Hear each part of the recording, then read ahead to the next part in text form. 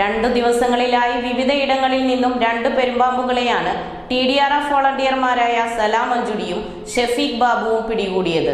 ബുധനാഴ്ച ചിറക്കൽ ഭഗവതി ക്ഷേത്രത്തിന് സമീപം മങ്ങീരി സേതുനാഥിന്റെ വീടിന്റെ മുൻവശത്താണ് പെരുമ്പാമ്പിനെ കണ്ടെത്തിയത്. ഏകദേശം 16 അടിയോളം നീളം വരുന്ന പെരുമ്പാമ്പിനെയാണ് പിടികൂടിയത്. TDRF വോളണ്ടിയർമാരായ സലാം, ബാബു എന്നിവരെ ബന്ധപ്പെടുകയും അവരെ അതിസാഹസികമായി അതിനെ പിടിക്കുകയും അതിനെ പിടിച്ച് ഇവിടെ വെച്ചിട്ടുണ്ട്. പിന്നെ ആളുകൾക്ക് യാതൊരു അപായങ്ങളും ഉണ്ടാക്കിയിട്ടില്ല.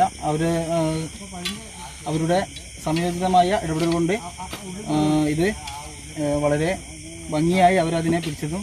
വൈകിട്ട് 7 മണിയോടുകൂടി ക്ഷേത്രദർശനം കഴിഞ്ഞ് വീട്ടിലേക്ക് മടങ്ങുന്ന വഴിയാണ് പെരുമ്പാമ്പിനെ കണ്ടത്. വാർഡ് കൗൺസിലർ ദിബീഷ് വിവരമറിയിച്ചതനുസരിച്ച് TDRF വളണ്ടിയർമാരായ സലാം അഞ്ജുടി, ഷെഫീഖ് ബാബു എന്നിവർ ഉടൻ സ്ഥലത്തെത്തി സാഹസികമായി പിടികൂടുകയായിരുന്നു.